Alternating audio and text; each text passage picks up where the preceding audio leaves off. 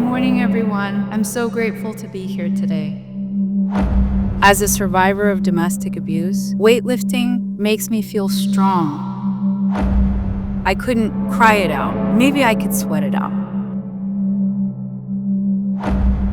I come from a family of alcoholics. Good morning, everyone. I'm so grateful to be here today, among friends and familiar faces from my Nar-Anon home group. While many of you know me personally, today I'd like to share a bit more about my professional journey with you. My name's Michelle, and I'm not only a member of the Serenity Nar-Anon family group, I'm a motivational speaker and life coach. Over the past 7 years, I've worked tirelessly with individuals and groups across the country to help them find their true potential. I've produced over 250 free YouTube videos on topics ranging from emotional immaturity to codependency, relationship issues, direct communication, and more. My offerings range from one-on-one coaching sessions to auditorium-style lectures, small focus groups, to economically priced coaching packages. Today, I'd like to talk to you about self-care and grounding techniques, focusing specifically on the Wim Hof method of breathwork, which has been transformative in my own life. We'll talk through my self-care pillars, which are yoga, weightlifting, sauna therapy, boundary setting, and the topic of today's discussion, breathwork. Your self-care routine may look different, but we'll talk through the benefits of each, some history, then we'll go through a guided breathing session led by Wim Hof himself through YouTube. I'm not that famous. And then I'll open up the floor for some questions and answers. Self-care is a term that has been widely misunderstood historically. It was seen as selfish or indulgent, especially in cultures that value productivity over well-being. But as early as the ancient Greeks, the Stoics, they talked about self-care being a moral obligation because, as we know, you can't serve from an empty cup. So they talked about self-care as a way to keep yourself in the best place to be able to serve others. For me, my first journey into self-care was yoga. I started a puppy love affair in high school with yoga. My neighbor and best friend and crush at the time, I remember we went to a morning yoga session. Now, I tried my best because, of course, I had to impress him. And that was probably the first time I ever did yoga. It was a cute little old lady, and I thought, this is going to be a breeze. But I remember leaving that yoga session, getting into my boxy beige Ford Explorer to drive us to school, and my leg was shaking so badly that's when I realized yoga was a force to be reckoned with.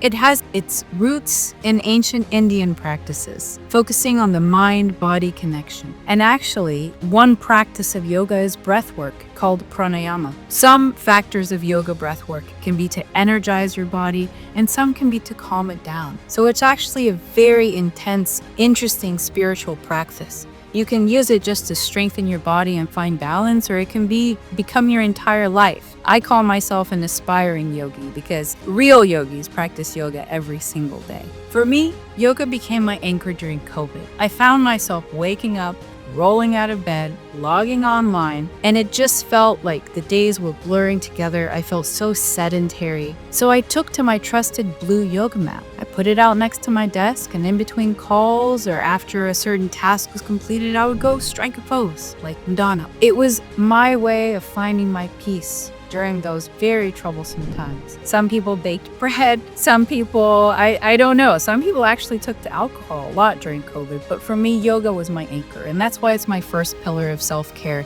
It's the one that I've been practicing the longest. My second pillar of self-care is weightlifting, which is something that I was introduced to rather recently. Now, I'd seen people lift weights and I admired them, but it seemed somewhat daunting to me. But over the summer, my little girl became old enough to take gym classes with me. And so we started going to the gym together. And one of my favorite classes there was this class called Body Pump. And you're basically lifting weights to music at the pace of your instructor. And lo and behold, I had a little click in my shoulder that every time I would practice a particular yoga move, it would click, but it wasn't anything that would stop me. Well, all of a sudden, doing a small archer move in Body Pump, something pulled, and I found myself running to urgent care, getting a steroid shot in one butt cheek, ibuprofen in the other, and being sent home with pill bottles of the same. After 2 months of physical therapy, a recovery specialist told me, look, if you don't strengthen the muscles in your back and shoulder where you had that injury,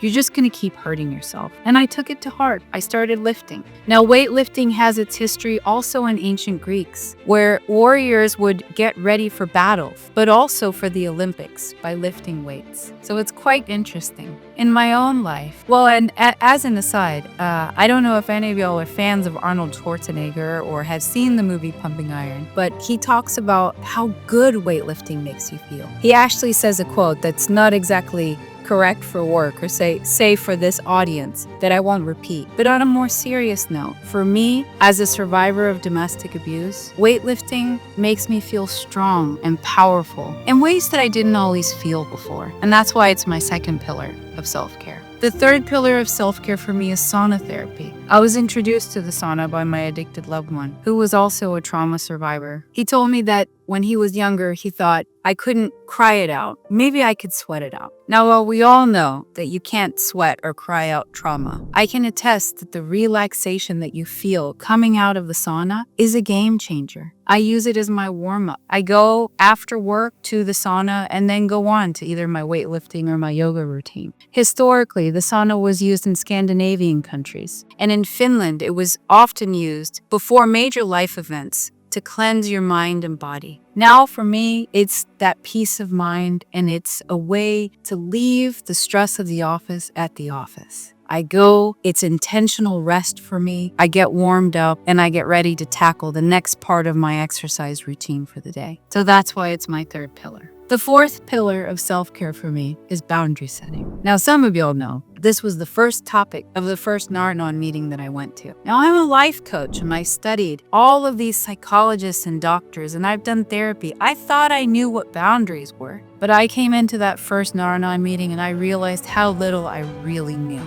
Because all of us have boundaries in our head, and you get triggered when somebody crosses your boundary. You'll feel angry. And for those of us who walked into the rooms of Nar-Anon, we were the angry codependent. Some of us still are. Anger and resentment has built up over a period of years. But one thing that I learned is that by identifying what your boundaries are and writing them down, and then second, proactively communicating both those boundaries and the consequences to the people that they'll affect, like our addicted loved ones who are known to cross our boundaries, you come out with a much better perspective of what your triggers are, how you function, and how you can get ahead of becoming that angry codependent. It really is something that has been informative and transformative in my own life. And it's improved my relationships with all of my loved ones, not just my ALO. Because by being able to identify what triggers me, my feelings, and being able to communicate that, I don't ever have to get to that point where I'm up to here or angry. So that's why it's my fourth pillar. My fifth pillar of self-care, and the topic of today's discussion, is breathwork. I was introduced to breathwork by my addicted loved one as well.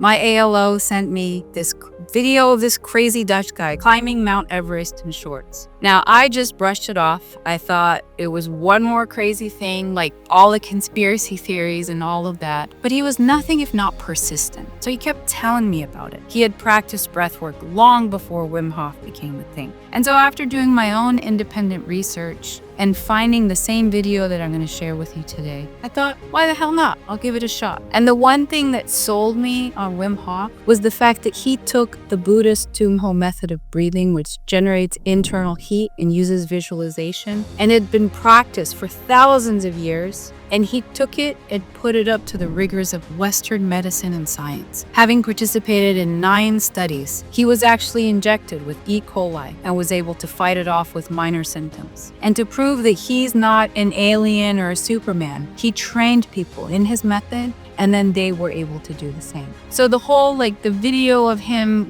climbing Mount Everest and all of that, or he's crossed the Sahara or submerged under ice water for a long period of time, those are eye-catching stunts. But then he's taken all of those things, all his practices, and submitted them to testing to prove that it's not just some random thing of the ancients that may or may not work, but rather something that really we can hack our own body systems. But you don't need to believe me. I want you to do your own research, and I want you to try it, because ultimately it may or may not become part of your own self-care routine. For me, breath work has really become the anchor of what keeps me sane. I come from a family of alcoholics. My grandfather died of cirrhosis of the liver, and I've had loved ones on their deathbed. The disease of addiction has taken and nearly taken so many people in my family and affects my family. I didn't even realize I lived in a family of addicts until I joined Nar-Anon. So I would find myself leaving work stressed out, having to stop at the convenience store and get something to drink because I didn't want to bring that stress home. And after finding the Wim Hof breathing method and practicing it,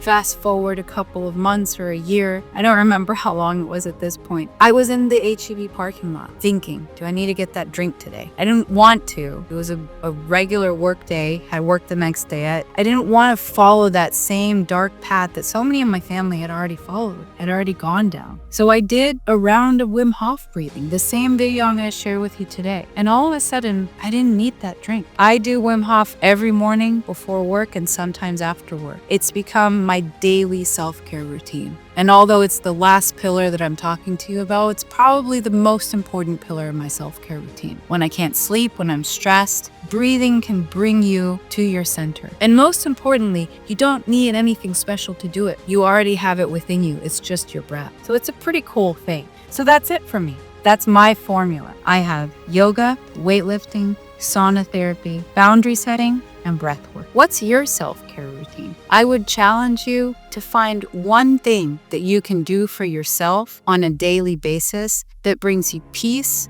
joy, and fills your cup in a way that helps you serve others. Self-care is not selfish. It helps us bring our best selves to our family, to our work, to our ALOs. So with that, let's go ahead and sit comfortably. I'll put on the YouTube video. I will tell you, I like to breathe in and out through my nose. He recommends in through the nose, out through the mouth.